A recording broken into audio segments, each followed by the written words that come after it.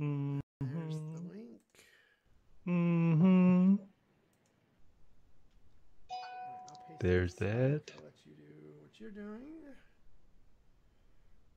Where did stupid Slack go? Where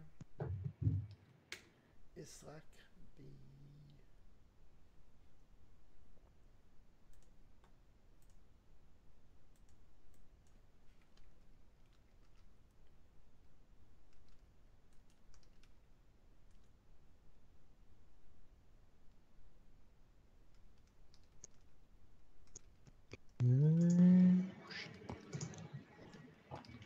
Refresh.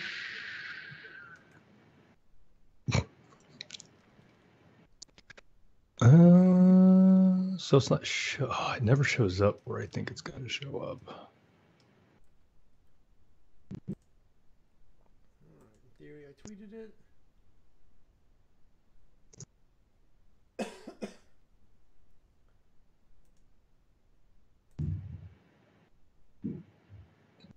So where in the hell is it at?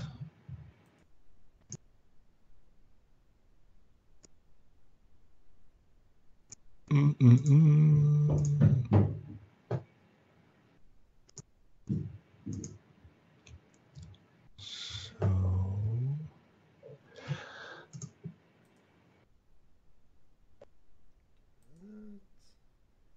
Oh, Lori hears us both? Well, geez, old Pete, I'm going to go get my drink. I was expecting yeah, 20 that's minutes of problems. she's lying. She's screwing with you. Don't believe her. She's screwing with you.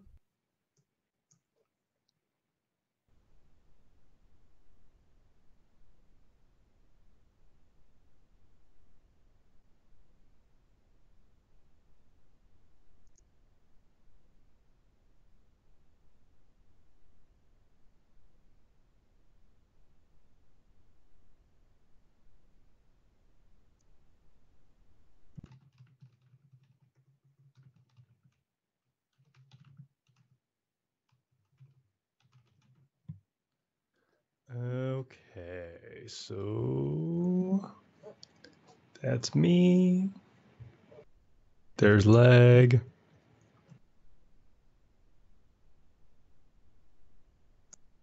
I turned off my heater, the sacrifice I make for these people. I have not turned mine off yet, but I have my remote right here to do so.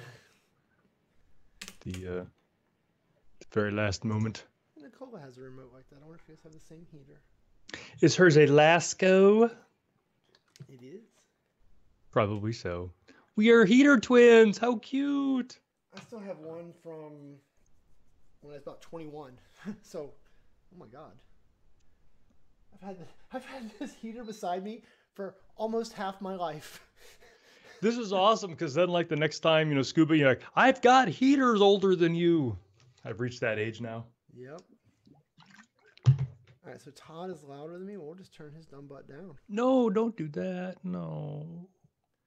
Yeah, some crazy guy on the internet was waxing poetically about how great you were and compared you to someone I'd never heard of and felt like he was giving you a real high honor that I was like, meh.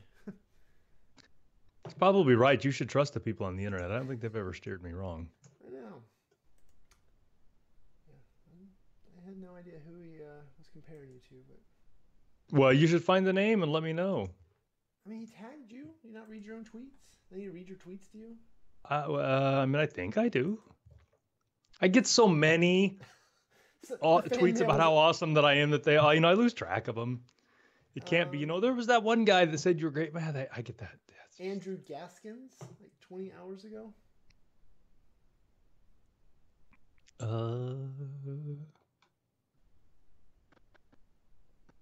I don't see it. Knew it was fake news. I don't see it.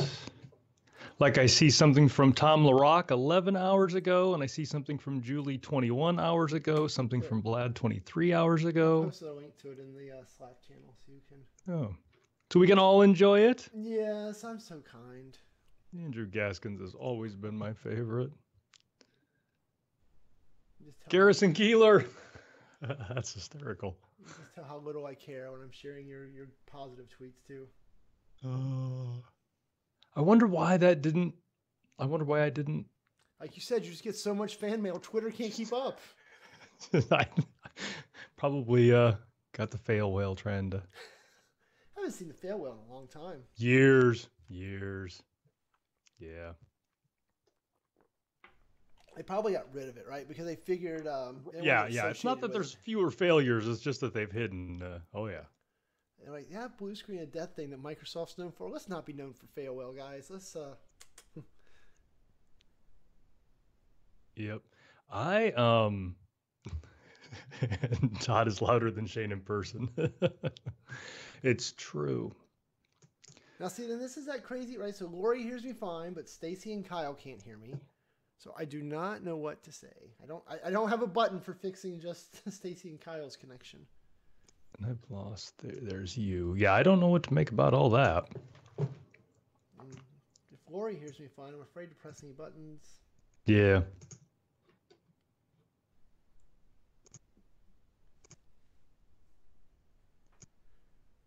Oh, well, I can mute and unmute again.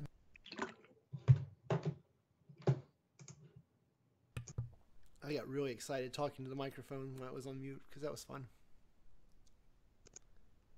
All right, so there you go. I have muted and unmuted. Did that help at all? And yes, I realize that I have to, like when we're doing the show, talk over here because the microphone's over here. Can't you like move the microphone? Isn't it on like a swinging arm? It is. Where would you like it? Well, I would like it between your mouth and the camera so that you could look at the camera when you talk. Well, say I put it right here. It's off camera. It's right here. There you go. See it. Well, I'm looking at you in Skype, not. Oh yeah, I don't know what you're seeing. I mean, you can't see it, but. Man, I just have so many shadows on this side of my face. I just need to crank that. Oh, don't worry, people. He realized that his vanity was more important than the audio. Oh, my wife is coming in. I'm gonna hit mute. Hang on. So that light is just so bright. That's from the sunlight.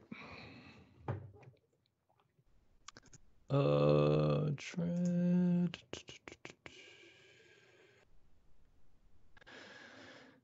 Yep.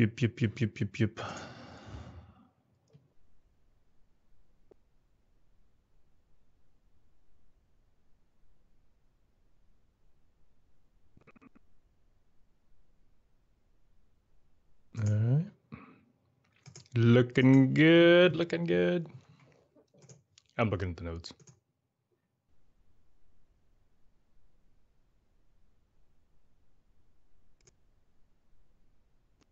Nicola said something. She made Shane leave. Oh, he's coming back.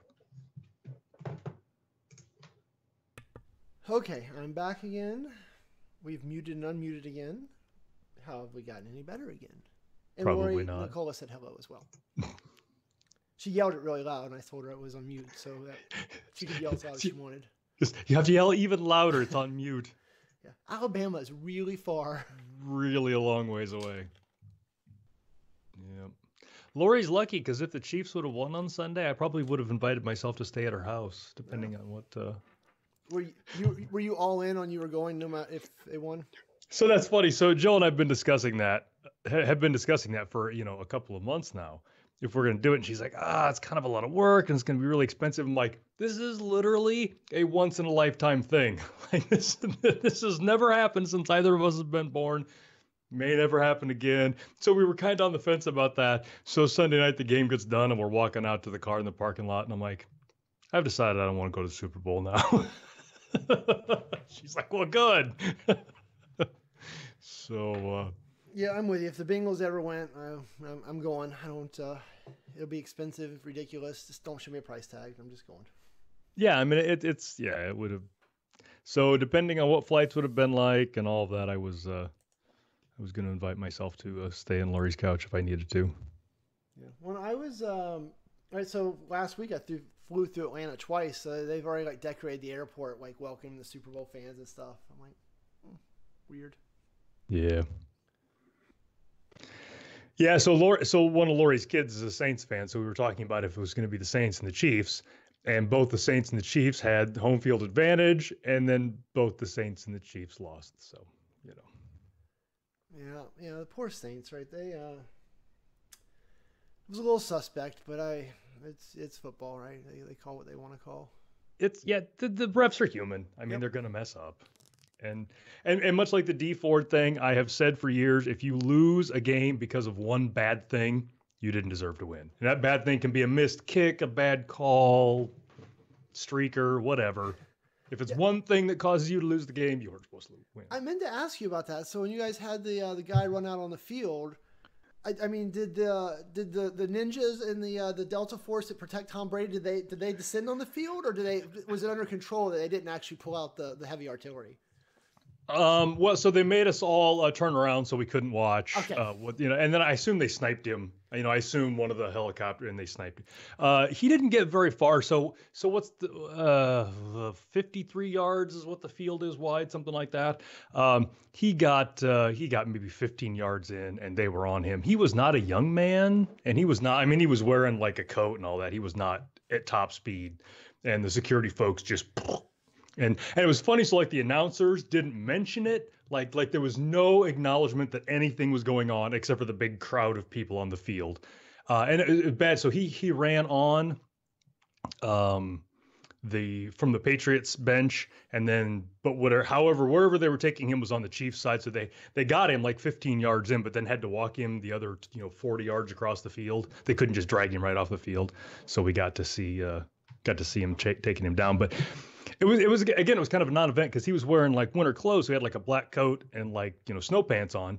And then the security folks that came and got him, they were all wearing black stuff. So once they tackled him and it was just a big gobble of bodies, you couldn't tell who was who. So it was just a bunch of guys walking across the field. It was pretty uneventful. Interesting. Yeah, I was more curious about the private guard for Tom Brady and just, I don't think he got within 20 yards of Tom Brady. I mean, just the way that things were laid out, I don't think. So, yeah, the snipers would have gotten him long before he'd have come within. Well, that was it. Was it the snipers? Was SEAL Team 6 going to, like, rise out of the dirt? So, like, you realize that they've been laying, under the ground the whole time? I mean. And they may have wiped our memories. That's true. Tom Brady's got a pretty good security mechanism, as you're well aware. He's got some NFL reps involved. And it's so, yeah. But it was funny because all this is happening on the field, and it was like a reality distortion thing because there was no discussion. And there was something else, and I don't know if you saw there's some speculation about lasers being laser pointers. So we were sitting about halfway up on the south end zone, I think. So like when they were kicking field goals, it was right at us, and they towards the end of the second quarter. Like a bunch of security folks came over to our area and were asking about people. So like I was there and I'm trying to watch the game. One of the security folks comes over and she's like, "Did that guy just come in?" I'm like, and she pointed to a guy at the row in front of me. I'm like, "I don't know." And she's like, "Well, did he just walk in and get in his seat?" And I'm like, "I don't know. Like if he did anything, it didn't get my attention. Like I don't, And so then there was a bunch of them walking around there, and then that was right before halftime. So as we all came in at halftime, there was a bunch of them congregated right by the entrance to the thing. So I don't know if that's, but I never saw what that. I mean, there was nothing that we saw, so I don't know if that's what it ended up being. I don't know. People.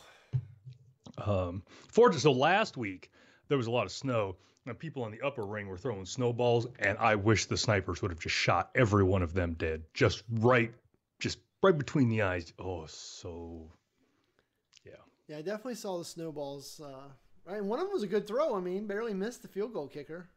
Yeah, well, so that's the thing, they can't really get. But what they were doing is they were hitting like the cameramen. Like they hit an NFL camera guy, and he freaked out. Like he lost his. Like they moved him. Like he was standing in one spot where he'd been the whole game, and he got pelted by one of those snowballs, and he flipped out, and they moved him to a different part of the field.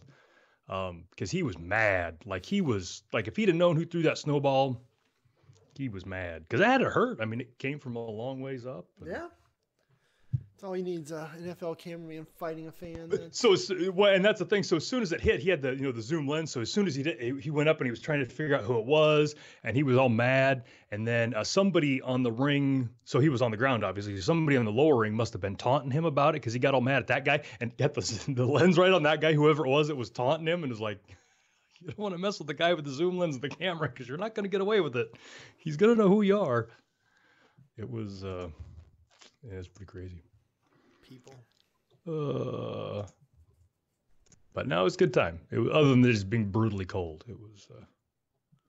Yeah, I thought your explanation of your pregame shot of the Chiefs warming up, I just felt like that was inaccurate. I mean, Chiefs stretching out might have been better. Chiefs. Yeah, last week they had since it had snowed, they had leaf blowers and they were blowing the snow off the field, but they didn't have to do any of that this week. But it was pretty cold, and we couldn't get the hotel room across the street this time, so we were down the road. We had to drive in, and had to walk out to the parking lot and a little of that. All right, we probably should start. Let's do it. I'm ready. You're ready. We know Lori's ready. Born ready. Always ready.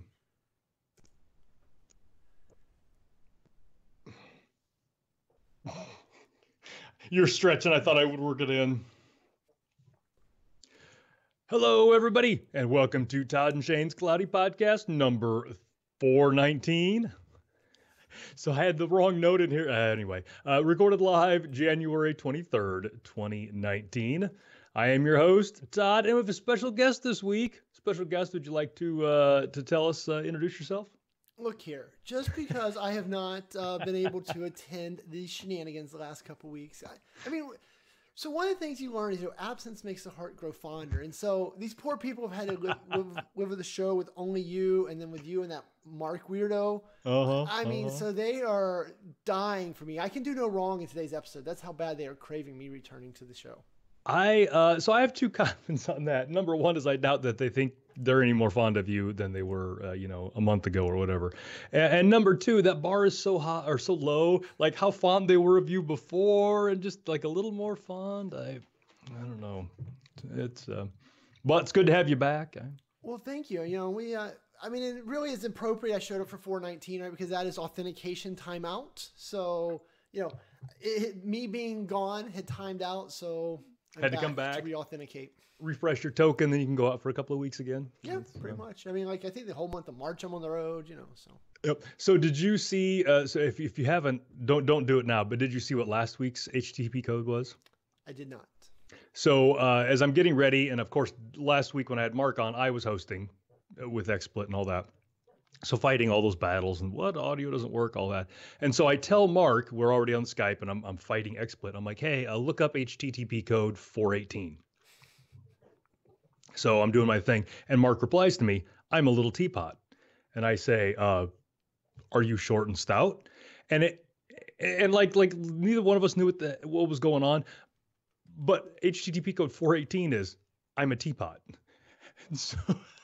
But of course, that made no sense to me. So I thought it was, yeah. So it was so HTTP code 418 is some April Fool's joke about a web-enabled coffee maker, and so they put an HTTP code that if you tried to send coffee maker commands to something that wasn't a coffee maker, it could reply with 418. I'm a teapot, but it was just this thing like I wasn't looking at the screen, and he's like, I'm a teapot. I'm like, that is great, Mark. I can only imagine how excited.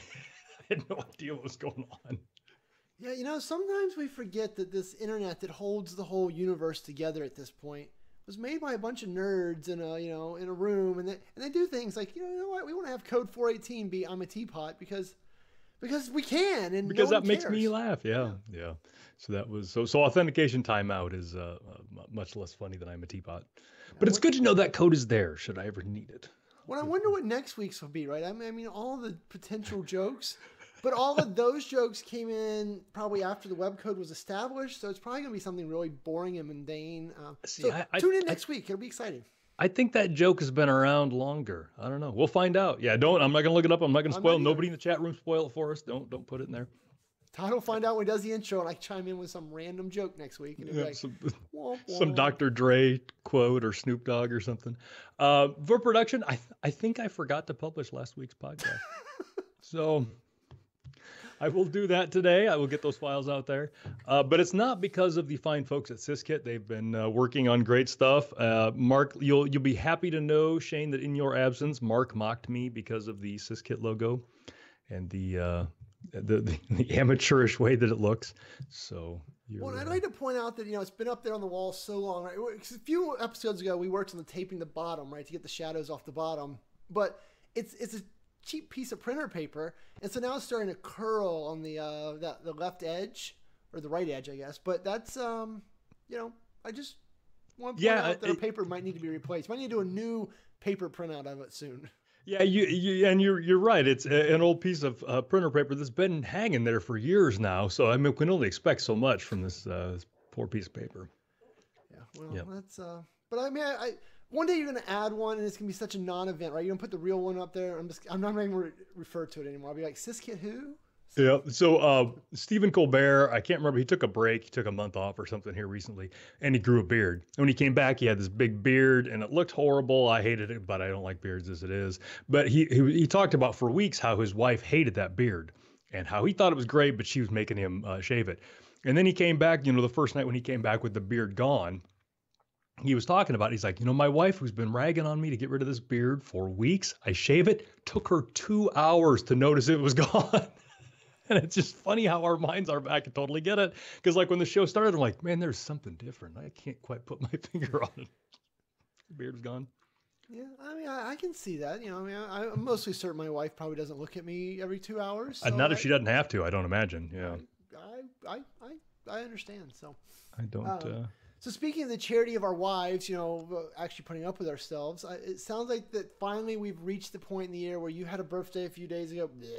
But I can now give to charity again because your charity drive is over. Yep. But you can tell me about how all these people did with their charity contributions. Yeah, so I think we've got the highest total. I don't have all the previous totals, but we raised $5,400 this year, or this month. I guess it's the month between Lori and I's birthday. $5,400. So as sticking with tradition, I think this is the 9th year that we've done this. Lori had a card, has everybody's names and all that. I'll be sending them all emails. But I did not get the card before this episode in the mail. I don't know that I ever have. So she scanned a copy and sent it to me. So I've got all the names and the charities, lots of great stuff in there. I was a little nervous. I brought this up last week and Mark was mentioning, he's like, so any charity? I'm like, absolutely. He's like, so what happens if it was like my 40th high school class reunion and they did a big fundraiser and I gave them a big chunk of money for our school? Does that count? I'm like, oh, because we just talked about how I would match it. So, but he apparently did not throw that in, thank goodness. But yeah, $5,400. So I'll tell my wife the good news, and we'll figure out a charity to match that with. So thanks to everybody out there again. If you donated, I will send you a personal email and show my appreciation for that. Very nice of you. Well, I mean, the good news is that $5,400 you had tucked away to go to the Super Bowl. Oh, I'm sorry, the big game. I'm not allowed to say that. Right now we're going to get sued. Thanks a lot. Yeah, so you the superb owl. So it was saved for the big game, and so you're not going to the big game because your Kansas City team, that I shouldn't say their name either, didn't win. So that is unfortunate. Yeah, it was. Sorry. Yeah, they held. For those of you that don't listen to the podcast, I'm a Chiefs fan. My wife and I have gone to the couple of playoff games. They held their own, but they did not prevail. But to make sure we got our money's worth, they did go into overtime, which was nice. But yeah, they did not. They didn't make it. They made it as close as they could to get into Atlanta. So maybe next year. Yeah. Very sad. I mean, the best part of overtime, I'm certain, though, was the fact that you're probably freezing to death. I mean, it was a little chilly, I think, right? It was. So I think when the game started, it was 19 degrees, and it got colder. It didn't get horrible. I think it got down to like 14 degrees, something like that. And we happened to be on the side that the wind was coming from, so we didn't get as much of the wind. And also, the only way that I will go to games at Arrowhead, because it's not a dome, there's 3 rings at Arrowhead, the bottom ring and the middle ring and the top ring, though that makes it obvious. The middle ring, you can go inside. So there's like an inside portion that's heated and all that. So that's the only place we'll ever go so that when I get cold, I can go inside. So the club level, as they sometimes refer to that? Yeah, probably so. That seems a lot more hoity-toity than I feel that it is, but yeah. I can see you walking on your pinky in the air. Like, drinking my hot chocolate with my pinky up because my Tootsies are cold. Yeah, I've had hot chocolate with you in Paris before. I saw you sit down, and just grab this little hot chocolate at Starbucks. Yep. And cross my leg very dignantly and sip my hot cocoa in Paris in the Starbucks across the street from the Starbucks. Yes. made some Devil Wears Prada, reference to the mean lady, and it was great. Yeah, that was it was a good time. But it was very cold. And the other thing that we did is we always get seats. We're in row 7, but it's kind of under the overhang. So if it is happening to rain or snow, we get less of that. But we were bundled up.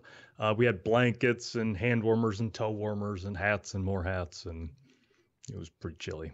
Oh, it doesn't sound very fun. Well, condolences. I mean, my Bengals have been done for like a month, so. Yeah, I couldn't even remember if Cincinnati had a team anymore. It's been so long since. Well, we don't have a coach still, so maybe we don't. Maybe we're just gonna fold the team up.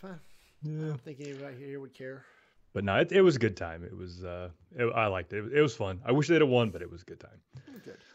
So you've been gone for a couple of weeks. What crazy things have you been working on? Normally we talk about the stuff we've been done, but you haven't been around. So what have you been doing? Well, I mean, I was traveling for the Power Appsy stuff as always, but I thought, maybe since to try and rein us back in first, we'll go all the way back to our roots. I had the good fortune earlier this week to do some SharePoint work. Huh. And so one of my customers has wanted to be able to build a template site out in his SharePoint Online tenant, and then, take that and apply it so he could use that template over and over and over again. Yeah. For a bunch of different site collections. And, if you're old school like us, you remember the days of save site as templates, very trivial task. Yep. And I think last week, Mark and I talked about site definitions and site templates and how site definitions were in the templates folder and yeah. Oh, crazy. Well, unfortunately with SharePoint Online, they got rid of save site as template. They got rid of save list as template. They said, nah, no more fun. So what you have to do is you have to use good old Power Apps, or not Power. I can't say PowerShell anymore. I always say Power Apps. You have to use PowerShell, the PNP PowerShell. And so there is a commandlet called get provisioning templates. And so you can take that commandlet and you point it at your site collection. And it's got a whole bunch of switches for different handlers and things like that. But honestly, I just used it straight up. So I just said, put it out to an XML file, stepped away, came back about 2-3 minutes later, and it had sucked it all down into one XML file that basically said, here's the formula for recreating what this particular site collection looks like. Yeah. So then as I was kind of messing with it, I found out that it doesn't by default take things like folders and it doesn't like go into the contents of document libraries, for example. Correct. So there is another command called add PNP list folders to provisioning template, which you can then point at a list instance in that particular site collection and then tell it, and this is the XML file to go append to, and it'll go and interrogate that folder or that document library, get all the folder structure out of it, and then write that into the XML file or the formula file of, how to rebuild this thing. Yeah.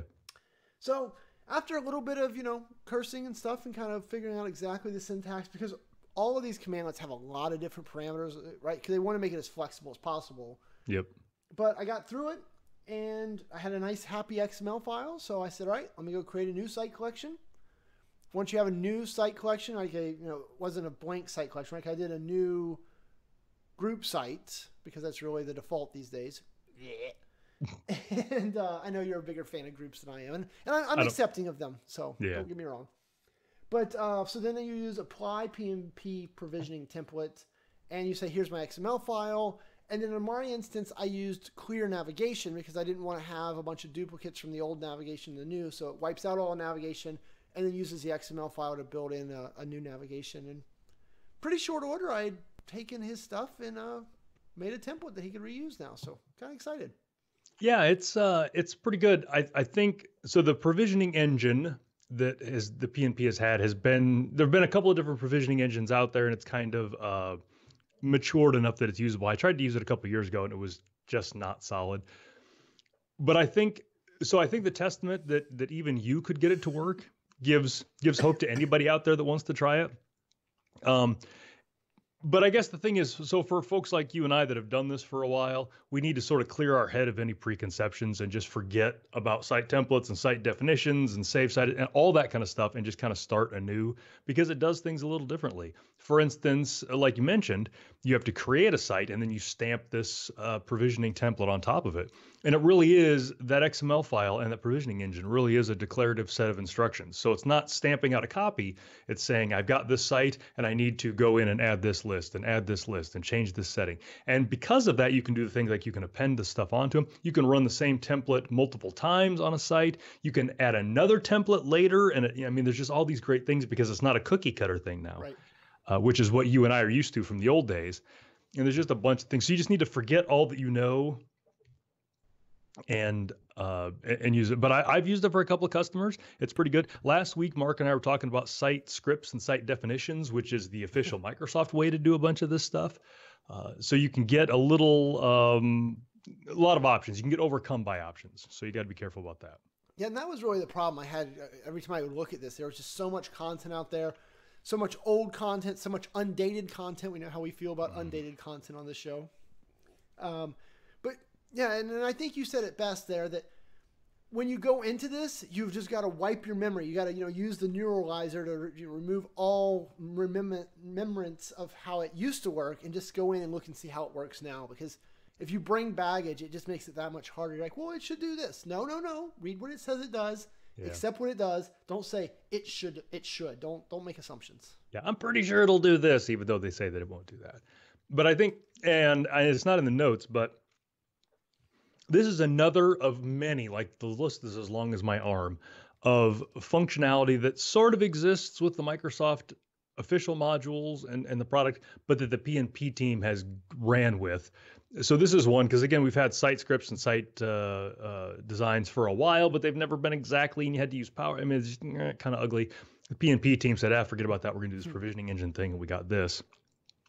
This last week, I've been working on trying to populate custom user profile properties in SharePoint Online. Okay. There is, it's a property that exists, and it exists in Azure AD, but doesn't get synced to the user profile service. And you can't get in and do the things like we're used to being able to do on-prem. So Microsoft has a way that you can upload a file that will do that. And it's horrible. You have to create this JSON file and you have to do this thing, and it's ugly. And I couldn't get it to work with the default stuff. So I'm reading the Microsoft documentation, and it references things that don't exist, and it's undated. I mean, there's just it was dated, but it was, anyway, had a lot of trouble. And so I went into one of the Slack channels I'm in and mentioned, has anybody done this? I'm not even getting a log file. I can't do whatever. And one of the folks, Michael Svensson on the P&P team, is like, well, yeah, you can use that, but last month I just added a commandlet that does all this, so try that. And sure enough, the first time I ran it, off it went, and I'm like, oh, thank God. It was done. And so I did a thing where, like, I opened up a Premier support ticket with Microsoft, and I opened it up like I had not yet exhausted all of my own troubleshooting on the default stuff, but I know how these Premier cases go. I knew it was going to take a while. So that Premier case still has not been resolved. I submitted it over a week ago, and I've made no progress with them at all. But yeah, so I mentioned it. The P&P had the command. It's up there. It works. Do you know what the command was? Do you remember what it was? To do the user profile stuff? Yeah, Kyle in the chat room is... you've piqued his interest. He wants to know details. And while you're looking for that, so... and that's one of the challenges also, though, right, is P&P especially is so fast changing, which, goodness, we all know Office 365 is as a whole. But when I was first looking up my folder problem where I wasn't getting the folders, I went and like my first search returned something from 2017 that said, just not supported, you can't do it. And so, but thankfully they had dated that particular piece of content.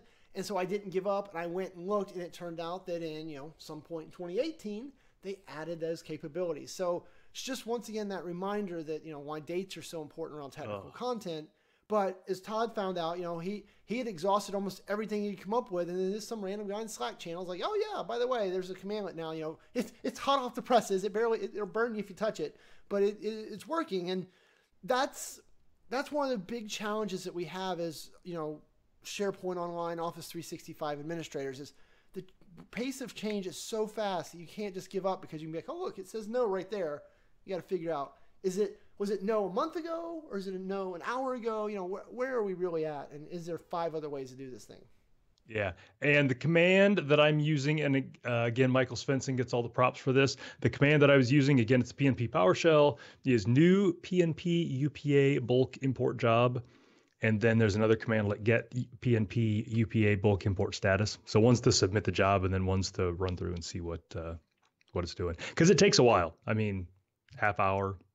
Well, and great. We just lost Kyle. He is not going to pay any more attention. He's in the chat room. He's Yeah, like, see you guys. Signed out. He's off to the. Yeah, and it's funny. So and it's just I can't say enough good things about Michael Svensson.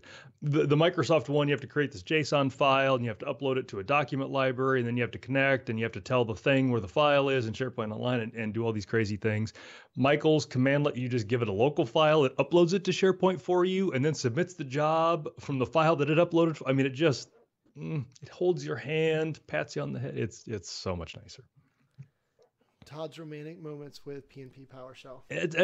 And so I've been doing a lot of great PowerShell stuff lately. So there was that, and then this process takes a while, and it kind of moves through some steps. So then I wrote some PowerShell to loop through, and it pulls the status every 30 seconds. Okay, it's queued, it started, it finished. So then, it's this whole idea, and it's something that Don Jones has been preaching about PowerShell forever. Be the tool maker. So it's not I got it to work. Like I created the file, I uploaded it, the properties are there. I could have just, 14 pages of documentation, some random PowerShell, but I want to be the tool maker. So I started packaging it so that somebody else could have a chance to be able to, get anything from this. And so again, it's, doing the do while loops and trying to, it's good fun. Loved it. That's that guy that says don't use right host, right? I have no respect for his thoughts. So. Yep. But yeah, good stuff. So yeah, the PNP PowerShell can't rave about them enough. Yeah. So yeah, I'll be honest. I was shocked that I figured it out in the amount of time that I did. So if I can do it, as Todd said, any of you can do it as well. So my cat's done it in the time since we talked about it. Yeah. And then my next thought though is, can I take this? And so back to being the tool maker, can I take this concept and go apply it to a flow? Can I get Flow to run it so then I can just make a Power App button that my customer presses every time he wants to stamp out a new site from this template? Yeah, I think you can, because you can run PowerShell with Flow. You can fire up those little virtual environments, and so I assume you can add the PowerShell or the PNP commandlet locally, kick it off. So, I mean, it'd probably be 6 or 9 months before I get to it, but that's my my next thought of where this will go. So. Yeah, no, it's great stuff. I love it. Big props to the PNP team. So, well, speaking of my dearly beloved Power Apps, right? So I don't have to try and say PowerShell anymore. Now I can just say Power Apps, where it rolls off my tongue. So with Power Apps, they shipped some new functionality last Thursday, which was really outstanding because they shipped it late in the day Thursday. So I was teaching a Power Apps app in a day course. Is a free program Microsoft puts on. And there I am, Friday morning teaching. I'm like, here, now you add this control, and it was completely different. I'm like, not again, guys. Microsoft. That is the second time they've gotten me. I don't know if I ever told the story, but when I was recording that edX course, so I spent like 5 days in studio, in front of like the bright, crazy cameras. Mid-demo there. Literally, I had checked the previous night. That morning, I was, I think, the first person in the world to ever see this new option show up, and I just rolled with it. I just made up, I guessed what it did based on the name and just plowed right through it. But that's the joy of being what we do now, right? Is change happens very fast. Yes, it does. But no, the updates in Power Apps, they're pretty good. Really what they were about, it was kind of two sets. One was making it easier to work with the gallery control and the forms control. And it's one of those things that if you've been doing galleries and form controls for a long time, you're like, oh my God, I have to relearn how to do this thing. But if you're new to it, it makes a lot more sense and it's a lot better interface. And, we have to remind ourselves, even though some of us have been doing Power Apps and Flow for over a year now, maybe a couple years. A year. Holy cow. Most of the world has not gotten here yet. So they're still making these, updates to the usability type of stuff that make it tougher for us, but is better for the long run for the product's health. So glad they did it. So there was that. And then if you're using CDS, the Common Data Service, or CDS for apps, I think is its big fancy name. So the Common Data Service, they keep investing a lot there, right? They want that to be the #1 platform or data storage option for Power Apps. And they are all in on that. So they continue to roll out new features. So they rolled out a whole nother set here. They took some of the connector stuff that was in preview and moved it up the line. They've added some different ways to handle like one-to-many relationships without a bunch of code, which today we just write a bunch of code to work around. Excellent. So yeah, so a bunch of updates there from the team, and it just wears me out, the pace of change. Yeah, no, it's good.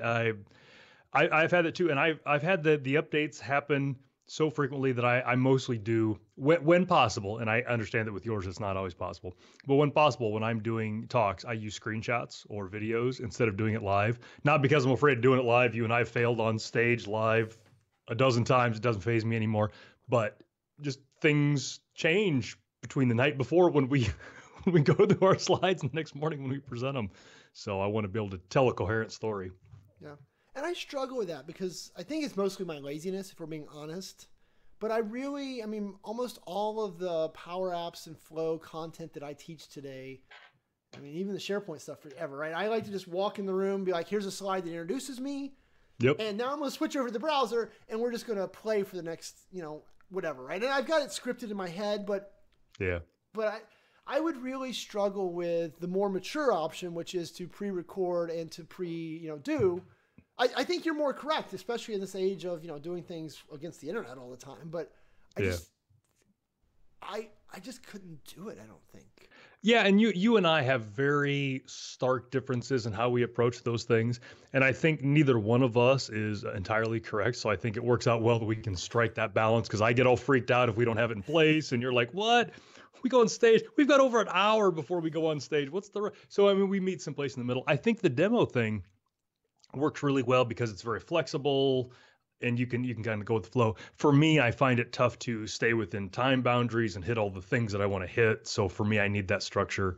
But there's certainly value to just doing all demos. I got nothing wrong with that. Yeah, it is tough though, but especially being the internet control being our master at this point. Oh, right? That is so scary. I mean, we used to carry around these massive laptops so we could at least run the whole virtual environment right there. That bit us in the butt a few times too.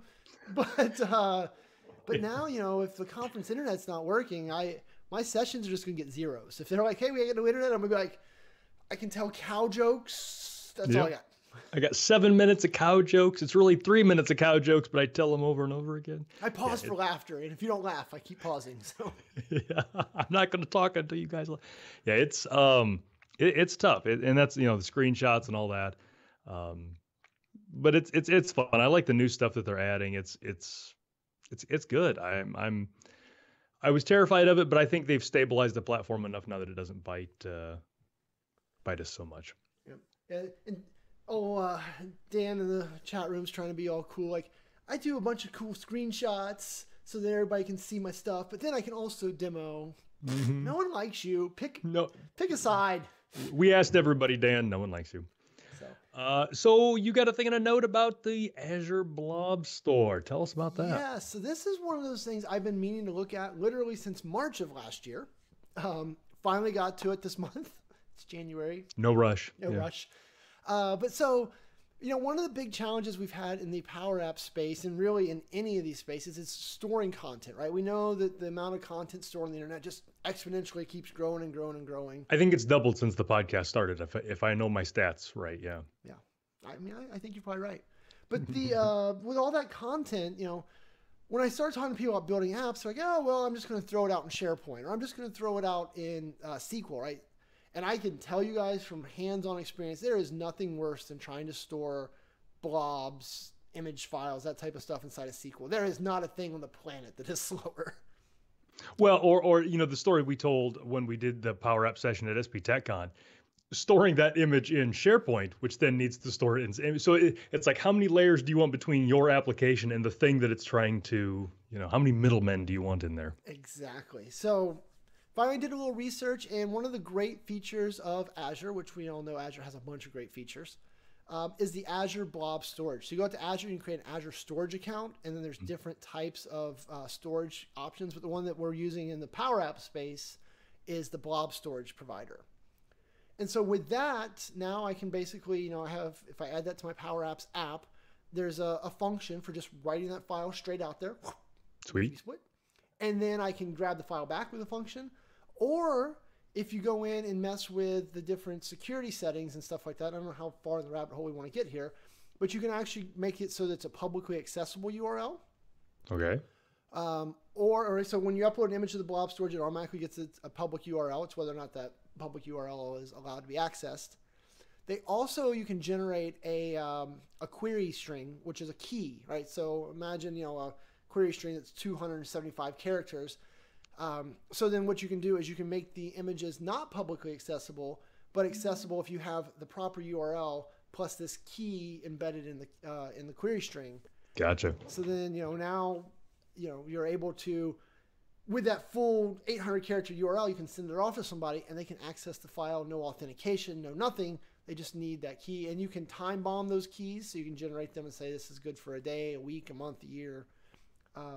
But I have been playing with that, and I have just been super impressed where this Azure Blob Storage, which I think starts at like 6 cents a gig a month, which is pretty much free. Yeah. Has been really powerful for enabling my apps to start worrying about things like storing files efficiently and things like that. Yeah. Saving state, things like that. And yeah. So the Azure Blob Storage, it's working out really well. And I've been doing some testing. I haven't put out a video yet on my performance testing, but like a 3 meg file. So I was writing it straight to Azure Blob Storage or trying to write it straight to SQL. Was literally, not exaggerating, a timed number. It was a 10x difference in the amount of time that it took to go from one to the other. And you can guess which one of the ones was slower. Yeah, and I mean, it's that whole thing. So before we were telling people, don't write your stuff to SharePoint lists, write it to SQL, Azure SQL, because if you write it to SharePoint, ultimately it gets saved to Azure SQL. Now we've just moved that up, and now we're saying, don't save it to Azure SQL, save it to Azure Blob Store, because when you're saving it to Azure SQL, it's just being written to a file system through the SQL engine. So just skip that middleman and just write it directly in, and it's a 10 times speed increase. It's crazy, yeah. And just for those of you that are thinking about this conceptually, so then what we do is once we write it out to Azure Blob Storage, we're just grabbing that URL and we're storing that URL in SQL, so then we have access to it later. That also enables, like Lori's stuff, Power BI. I know a lot of customers want to take Power Apps and front end data so that they can do Power BI reporting. Right. Power BI has a really hard time, dealing with the image files when they're stored in all these weird places. But if you're stored in Azure Blob Storage and here's the URL, Power BI does a really fast job of getting that image into your app or your report. So. Excellent. Good find. Well, I'm sure your fans will look forward to the videos that you put out when you get a video around that. Yeah. So and I have the first video that introduces you to signing up for an Azure Blob Storage account and getting connected. So that video is available. But the one good. On the performance comparisons and things like that, I'm trying to figure out all the ways that people are going to say that I'm not testing apples to apples. So I'm trying to. People suck. Yeah. Yeah. The other thing that I learned with that, which is probably completely obvious to you because you're smarter and better looking than I am. I am. But so storing to Azure SQL, with Azure SQL Database as a Service, you can control the size, right? There's a basic tier, which is like 5 DTUs, and then you get the standard where you can kind of slide the DTUs. Mm-hmm. So changing the DTUs not only changes like the capacity and the, like they say it changes the performance, but when you're doing a bunch of like normal SQL queries, you don't really understand that. Yeah. But saving files out there, which is a terribly long query, you can see a really drastic difference as you move up the tiers. So my 10x difference was on that really low bottom tier. But if I jumped out to the database that costs like $50 or $70 a month, I forget what it is, that one of those more expensive DTU databases, that load time got down to only like 3 or 4 times slower than Azure Blob Storage. So I had never really thought about the DTUs really affecting the performance of a single transaction as much as thinking about it affecting the amount of transactions it could do. But it turns out that that slider also controls the speed at which your SQL runs. So yeah, and I think Microsoft has been sort of opaque on what all a DTU is. What data transfer unit or something? I forget what the acronym is. But it's just a performance thing. But they've been pretty opaque about what it means on the back end and what it means on the front end. Just, they've been, if you need better performance, And so I'm guessing at some point through that slider in the back end, you started out with super slow disks. And then when you got to the top end, you got to the fastest SSDs that they had possible. And that You know, I mean, there's other things. There's going to be more cores and more RAM, but I think that's probably a piece of it too. So that's why you notice it with the files. Yeah. So I don't know. I thought that was a fun little tidbit, though. Getting to play with some of the Azure pieces. Right? I don't get to play in Azure nearly as much as I'd like, but so when I get the chance to do Azure storage accounts or Azure database as a service as part of my Power Apps job, it's pretty exciting stuff. Yeah, I don't get to play in Azure as much as I should either. And when I was doing this user property thing with the customer, I was kind of walking through where the properties were and all that. And I popped into Azure Active Directory to look at some stuff. And I'm like, oh, there's so many things in here that I keep wanting to click. Because, you pop out of the Office 365 stuff and then you're into the Azure. And it's a little different. It's obviously a different product. I'm like, oh, it reminds me. I kept wanting to look at this and this and this. Because now I'm in Azure land and all these Azure things keep coming back to me. So I get that. Yeah. All right, last thing on Power Apps. Remember my Power Apps and Flow training's coming up February 21st or February 25th to the 28th. It's made for app builders, people who have kind of want to get in there and do some fun stuff. If you mention that Todd is ugly, I will give you guys a 10% off discount. So just when you fill out the form, just put in the comments, Todd is ugly, and a free 10% off. But the class has been filling up the last couple of times. So if you're thinking about it, you might want to get in a little sooner than later, especially now that the code is out.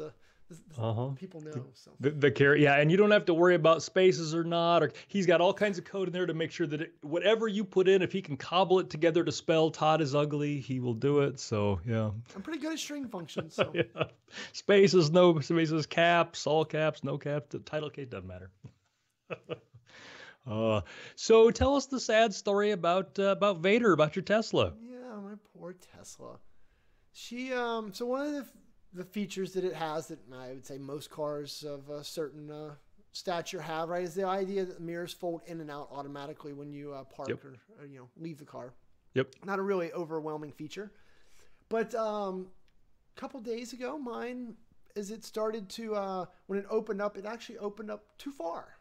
Oh. That's really annoying, right? You can't, turns out rearview mirrors don't work if they're an inch out, the wrong, off by an angle. So I had to take her in this morning to get that repaired, because when I closed them, so I was like, all right, just hit the button, maybe they'll kind of reset. Yeah.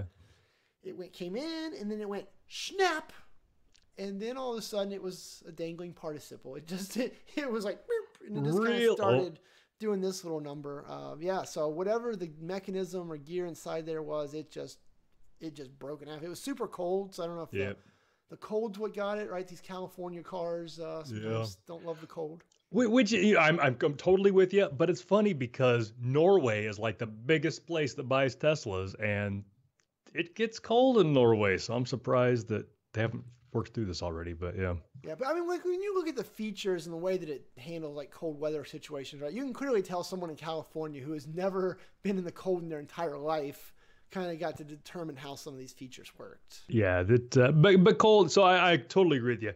But cold has always been tough on cars. Like I had a car when I was in college where the factory radio screen literally would freeze when it was cold, and so you couldn't see anything until it warmed up. The transmission wouldn't go in reverse when it was. I mean, so this is not Tesla specific. That was not a great car, but we all had that first car that the cold was like just meant the car didn't work. Yep. Sadly, this is like my third car. I can't help it that you didn't accelerate through the cars. Yeah, this car did not accelerate either. So the cold, but you said it's fixed now. You took it in. Well, so they've got it right now. I'm getting the yearly service as well, but because I skipped the first one, we just went straight to the second yearly service, which is, I don't know about you, right? But I drive my car way too much. See, I would argue I don't get to drive my car enough. But so, I've had the car for almost a year and a half, a little shy of that. And I think, it's not terrible. It's like 23,000 miles on already. Like, that's, my minivan they've had for 3 years barely has 20,000 miles on it. So yep. I think you need to quit driving the Tesla so much. I got mine 8 months ago, and I've put 14,000 miles on it. That sounds about right. Yeah. So speaking of, I took ours to Kansas City the last 2 weekends as we've gone to these games that have been brutally cold, and you just don't think about it, but the cold really impacts batteries, and we're talking cell phone batteries and laptop batteries and whatever. But when it's in your car, It really matters. And we've only had maybe 3 cold spells since I've gotten my car. So I just have not completely thought through all that. Last weekend when we came home, we stopped at a charger in Bethany, Missouri and charged. And I felt like we charged longer than we needed to. But we wanted to be safe. When we rolled into the garage, we had 9 miles of range left. So this week we did a much better job when we went down planning all of that. One thing that's interesting, Arrowhead Stadium has electric car chargers, has 2 banks of them. Nice. So if you know where they're at and know to ask the parking attendants when you come in, they've got 2 places where you can charge your car. So that is something that I don't do enough, but when I go to places with parking lots, and I think I talked about this in December when I went up to Minneapolis and left my car there for 8 days when I was in Europe, they have car chargers in there. So my car sat on a charger the whole time it was gone. And so I know no one else cares about this, but we're going to talk about it anyway. I really struggle with the airport charger model, right? So our airport has probably 20, maybe 15 spaces have chargers associated with them. Sure. And they're pretty prime spots, right? They're up front. They're a nice place to park. But I don't feel right just when I show up at the airport with my car, I'm going to go sit here and take one of these spots and sit in that spot for 5 days. Because I feel like that's depriving anyone else of using that charger for the next 5 days. And it doesn't seem right to me. I don't know. I struggle. So if you are not going to use it, who do you think is going to? So in my head, the way they should be is they should be sitting there for someone who, when they return from their trip, if they don't have enough juice, they could charge so they could make it to, their next appropriate charger. Okay. So how fast, what chargers do they have at CVG then? I've never even plugged in, but they're the crappy ones, right? They're probably going to be 20 miles an hour type of stuff. Right. So that is not who's going to park there. Because, supercharger, yes. Level 2, no. So I struggle with the same thing. At MSP, they are not the prime spots. They are on the penultimate level of the parking ramp. So it's, 7th out of 8 floor, something like that. So it's not that. But I thought about that too. I'm like, man, my thing's going to sit here for 8 days. But that's exactly who these are for. They're not fast chargers. So it's not somebody whose car is a little low and wants to top it off or get a little bit before they leave. Nobody who's coming home from Europe or Atlanta wants to take their car and then drive down and sit on a charger for 2 hours to get 40 miles of range. That's not the target audience. And I agree, but at the same time, I really struggle with this idea that my car has now made it so no one else can charge. If they really had to have a charge to get home, they can't well, and I charge guess now the other because thing I'm is, taking the spot. I've never gone to one of these where they were full. So MSP has 2 banks of 8. I've only ever gone to 1. But when I got there, I was the 3rd of 8 that pulled in. And when I left, there was 3 there. So I was the 4th of 8 when I left. So there was 5 spots open when I got there after I plugged in and 5 spots when I left. I'm like, that feels, my conscience is clear. So Cincinnati, they're always full. I mean, there might be, so this last 2 trips, I could have gotten a spot. There was 1 spot, but I just felt like I don't need. Yeah. So I didn't use them, but I don't know. I don't struggle. I realize that if no one else has spent as much time thinking about this as we have, but no, they should. And I guess the thing is, so if Des Moines had them and I was topped off here and I was only going to be flying for 3 days and I knew that when I landed, I would have 200 miles of range for my 43-mile drive home, I probably wouldn't do it because I don't need it. But in Minneapolis, when I was going to sit for 8 days and lose 100 miles of charge, and it was the difference between me making it home with 1 stop or 2, I felt okay with it. No, I get it. I don't. I think what I'm really trying to say is I don't think the way that it's currently implemented is correct. I mean, I think you're using it correctly for the way it is currently implemented, but I don't think the current implementation is right for the long. Imagine when half the people in that garage are driving an electric car. Now what the heck? They'll put in more chargers, or they'll just not do it anymore. Yeah. I mean, that's and I guess so. When I really had to confront this was there's a hotel in Minneapolis that I stayed at that has chargers.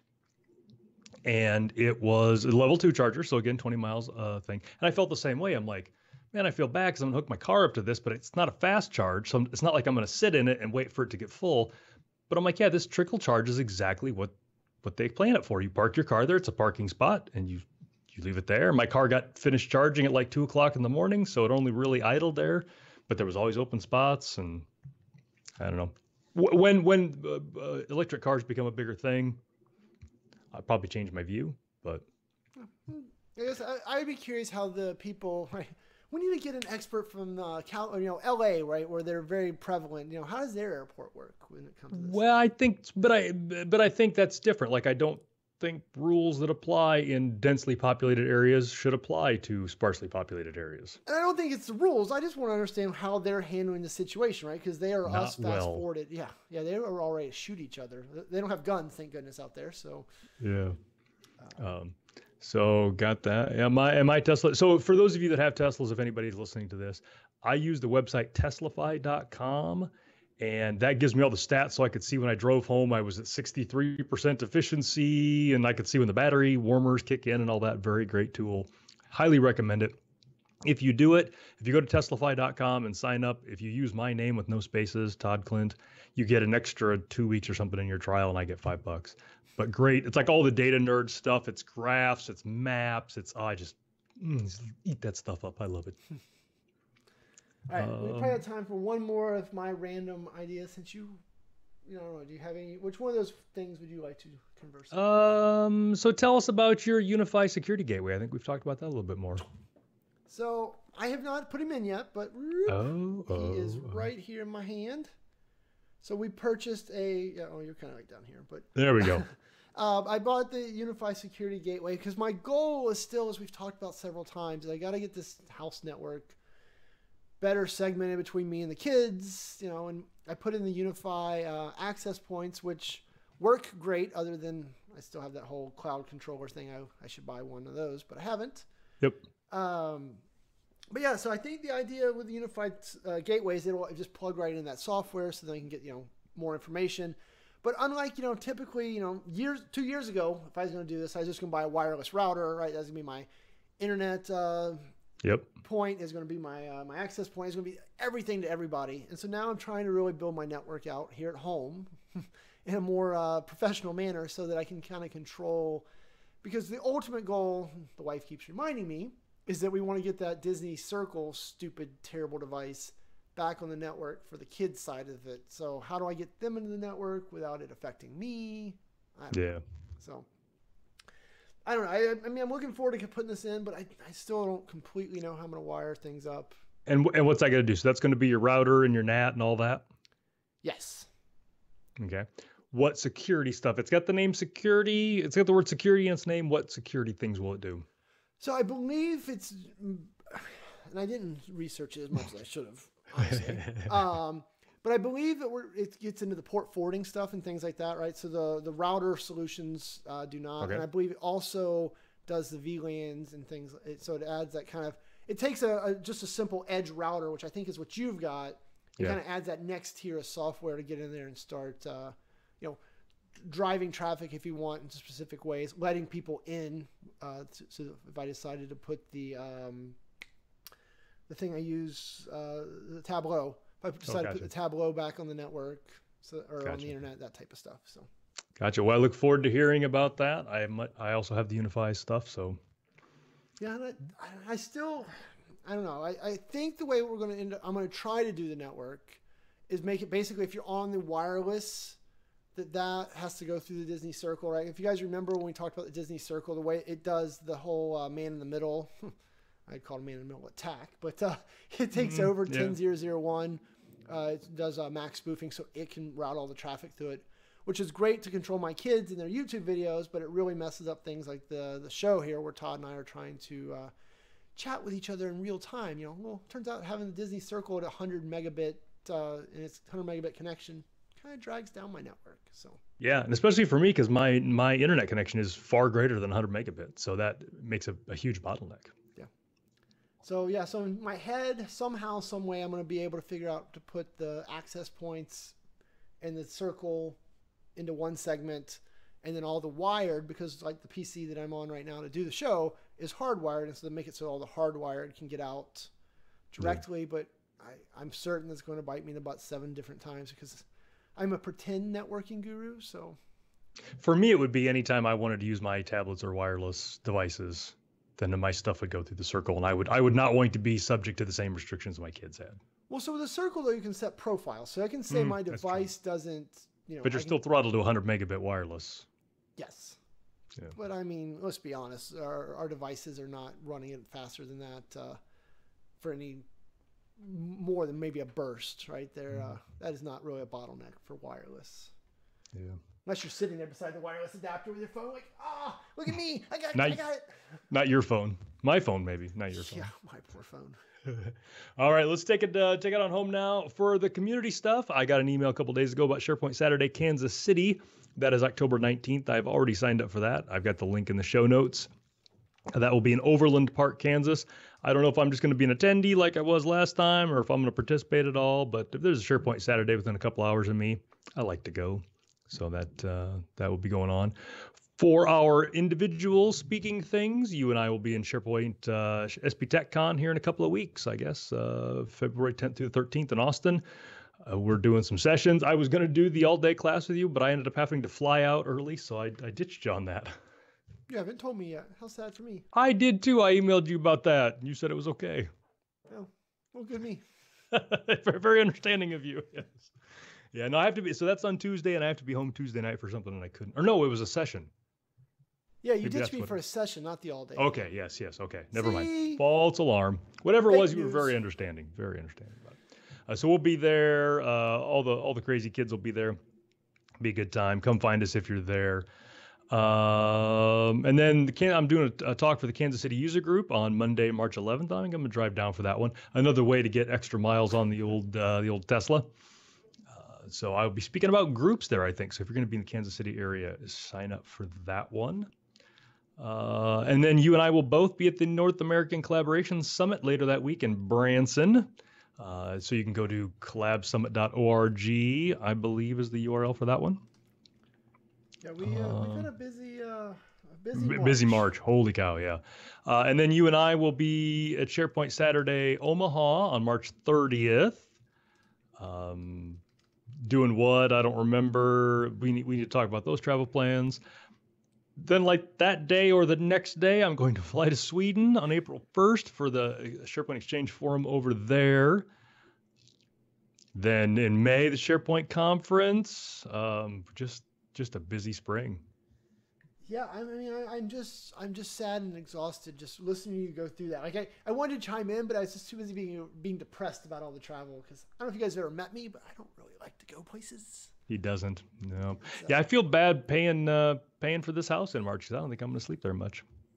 Me neither. At least your kids will have somewhere, wife, the boyfriend. I mean, whoever, milkman. Yeah, it doesn't matter. But yeah, if you're going to be at any of those events, come find us. We're pretty friendly folks. We'd love to meet you. Shane's a little less grumpy in person, not a whole lot, but a little bit. I'm taller in person. That's one of the things that people are always shocked by. You're so tall. I'm like, I don't know how to show you how tall I am on this video. So I get that too, and I guess as I'm looking at my camera angle, I can see how it looks like I'm like 5'4", but I'm taller than that. Well, the way your chair sits, right? Yeah, you kind of. It does, and the camera's up, so it makes me look. I mean, the camera is, about up to there on me, so. Yeah. So we need to get you a fancy desk like me, so you can stand up and have all the energy, all the moves. I would like that. Yeah. So if I stand up, I look much taller. Don't. Ah. All right, everybody. Chat room. We're gonna stick around for a little bit, but I will get this podcast and last week's podcast out here in the next couple days. So thanks, everybody, and we'll talk to you next week. See you guys. And cut. It probably is, Eric, the white space above my head. And just, there's nothing to break it up. Like Shane's got stuff and he's got the problem I have, and I don't know that I can accurately show it. If you get seasick, look away for a second. Oh, I can't because that's. Oh. So the camera normally sits on top of my monitor. So, and to make it look good, the camera, and I just don't have enough cord here. The camera would have to be. Here. The camera would have to be like right there to get the right angle, but it can't because there's a monitor there. So yeah, so that's So mine, I actually bought a tripod. I need to do that. Yeah. Iteration number 74, right? So it's mine is actually slightly higher than me, like just maybe like a quarter of an inch higher than my eye line. I don't know. I felt like that was the right. Yeah. Well, I guess I could aim mine down, but that doesn't look very. No. See you, Dan. Doesn't look very flattering shot there. No, I'm with you. Camera angles is with the YouTube channel. I've tried 412 different things, and the current one I'm okay with. Other thing that I did at some point is I took my boom arm, right? I have one of those $18 boom arms and put the camera on that. And so that at least let me put it exactly where I wanted it. Yeah. I have big plans, and and it's like a bunch of steps. So I have big plans. I've got a, God, and this sounds terrible when I say it out loud. I've got a spare 55-inch TV that I'm going to put against the wall on the other side here. And then that way I can do this and I can have you guys up there, and then I can stand up, and then I can have the camera higher up and I can stand up and I can still see the content without looking down to see the content. But I need to run cable there, and it's going to be easier to run the cable if the TV's not there. So I haven't mounted the TV yet. And yeah. And so if I do the looking up thing, Eric, again, because of where the monitors are at, I would have to look up. Like I'd have to have the camera down really low, so then you get that straight up the nose, straight up the old nose angle. I might look taller, but no one will want to look at me because they'll be seeing all my nose goblins. So we don't need that. Yeah, no, I mean, one day somebody's going to invent a webcam that just goes right there in the center of my monitor, like inside the, you know. Yeah, I assume that someday there will be a monitor with a camera built in. It'll just be back there. You know, and the Chinese probably already have it, and we just don't know. It's true. They're probably recording us right now. Yep. So you are not off the hook. We need to work on our travel stuff. I've got some very serious things I need to figure out with my travel, like when I'm going to Sweden and things like that. So I will hit you up this afternoon. Well, here, let's just kill the broadcast. Let's get it knocked out here because I start typing. You're going to be sad. So. All right. Bye, everybody. See you, kids.